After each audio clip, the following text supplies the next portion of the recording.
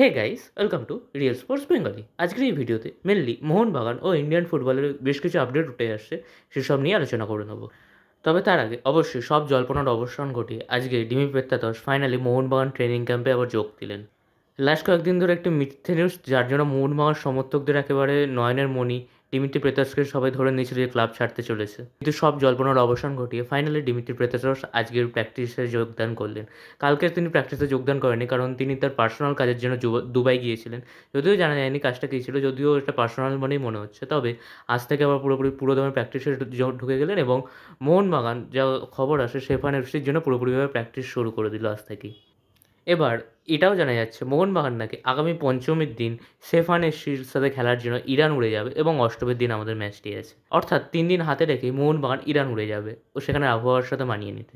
এবার প্রথম ম্যাচে হারের পর মোহনবাগানের কাছে পরবর্তী রাউন্ডে যাওয়াটা সবথেকে বেশি কঠিন হয়ে পড়েছে এবং মোহনবাগান খেলতে যাচ্ছে সেফানের সাথে, যেটি হচ্ছে এই গ্রুপের সবথেকে শক্তিশালী টিম। তবে আমাদের কাছে এটা এখন একটা সুবিধা আছে, রিসেন্ট টাইমে সেফান কিন্তু তেমন ফর্মে নেই, কারণ তাদের লিগেও যে কটা ম্যাচ খেলেছে এই লাস্ট 2-3টে সবকটাই হেরেছে এবং তার আগের সিজনেও তেমন একটি ভালো ফর্মে ছিল না। এবং এই সিজনেও রিসেন্টলি আল হোসেনের সাথে যে ম্যাচটা হয়েছিল, সেই ম্যাচটিও সেফান এফসি 1 গোলে হেরে গিয়েছিল।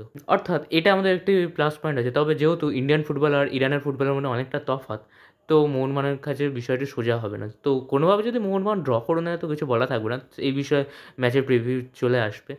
তো মোহনবাগান আজ থেকে প্রিপারেশন শুরু করে নিল। ও হ্যাঁ, এর মধ্যে একটা বলে দিই, রিসেন্টলি যে খবর ছিল যে মোহনবাগানের মাঠের অবস্থা খারাপ হওয়ার জন্য মোহনবাগান বিবেকানন্দ যুবভারতী ক্রীড়াঙ্গনের পাশের গ্রাউন্ডটি ভাড়া নিয়েছে ও আজ থেকে কাল থেকে সেখানেই প্র্যাকটিস করছে। এরপরে ইন্ডিয়ান ফুটবলে বেশ কিছু আপডেটে আসে। প্রথমেই বলে দিই, এআইএফএফের যে ড্রাফট কনস্টিটিউশনটা ছিল সেটা সুপ্রিম কোর্ট অ্যাপ্রুভ করে দিয়েছে এবং তারা বলেছে না ফিফার কোনো ব্যান আসবে না এটি থেকে, এবং এবার থেকে যে নতুন লিগটা আসবে সেটা এআইএফএফই মেন হতে চলেছে এবং রেলিগেশন ও প্রমোশনও চালু হয়ে গেল এবার থেকে। তবে ওই লিস্টে একটা জায়গায় বিষয় ছিল, 6 নম্বর পয়েন্ট যেটা ছিল, সেই পয়েন্টে লেখা ছিল যে পরবর্তী ক্ষেত্রে যদি ফেডারেশনে কোনো চেঞ্জ করতে হয় সেক্ষেত্রে সুপ্রিম কোর্টের অবশ্যই নিয়ম মেনে সুপ্রিম কোর্ট থেকে অবশ্যই ওই রায় নিতে হবে। অর্থাৎ এইটার জন্য ফিফা যদি এটাকে থার্ড পার্টি ইন্টারফিয়ারেন্স রূপে দেখে তো আমাদের এআইএফএফে ব্যান আসতে পারে। যদিও এটা শিওর এখনও কেউ বলতে পারছে না, তবে একটা চান্সেস তো রয়েই গেল। এবার লাস্ট কয়েকটি ট্রান্সফার আপডেটে আসি। তো প্রথমেই ইস্টবেঙ্গল ও মাদি তালাল দুজনে মিউচুয়ালি কন্ট্রাক্ট টার্মিনেট করে দিয়েছে এবং রিসেন্টলি যা খবর পাওয়া যাচ্ছে মাদি তালালের কাছে বেশ কয়েকটা আইএসএল ক্লাবেরও প্রস্তাব আছে। এখন দেখার এটাই থাকবে মাদি তালালকে আমরা পরবর্তী কোন ক্লাবে খেলতে দেখতে পারি। এবং রিসেন্টলি একটি ক্লাব আবার ট্রান্সফার মার্কেটে অ্যাক্টিভ হয়েছে, সেটা হচ্ছে চেন্নাইন এফসি। রিসেন্টলি কাল ম্যাকিউকে সাইন করতে চলেছে বলেছিলাম এবং যা শোনা যাচ্ছে ডিলটি প্রায় ডানের দিকে। অন্যদিকে তারা ড্যানিয়াল চিমাচিকুর সঙ্গেও কন্ট্রাক্ট এক্সটেনশন করে নিল। 34 বছর বয়স হয়ে যায় ড্যানিয়াল চিমাচিকুর। বেশ আগের কয়েকটি সিজনে বেশ ভালো পারফরমেন্স দিয়েছে জামশেদপুরে, বিশেষ করে তার মেন খেলাটা জামশেদপুরে দেখা গেছিলো এবং চেন্নাইতেও।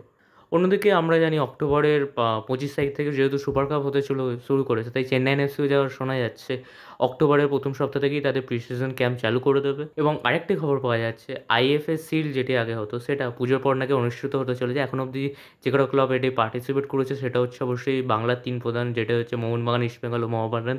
তার সাথে অবশ্যই ডায়মন্ড হারবার এফসি, এবং বাইরে থেকে এখন অবধি গোকুলাম কেরালার নাম কনফার্ম করেছে এবং আরেকটি টিম নিয়ে এই লিগটা হতে চলেছে। যদিও ওই টাইমে ইন্ডিয়ার ন্যাশনাল টিমের ম্যাচ আছে, তাই ওই টাইমে যা শোনা যাচ্ছে যে 6টা বিদেশি নিয়েও খেলা যেতে পারে, বিদেশির সংখ্যাটা বাড়তে পারে এইটায়।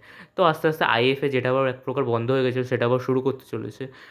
এখন দেখার এটা থাকবে কত ভালোভাবে এই টুর্নামেন্টটা অনুষ্ঠিত হয়। আর আইএসএল নিয়ে এখনও কোনো আপডেট উঠে আসেনি। অক্টোবরের 15 তারিখ লাস্ট ডেট ছিল। এখন দেখার এটাই থাকবে কোন কোম্পানি আইএসএলকে ওন করে।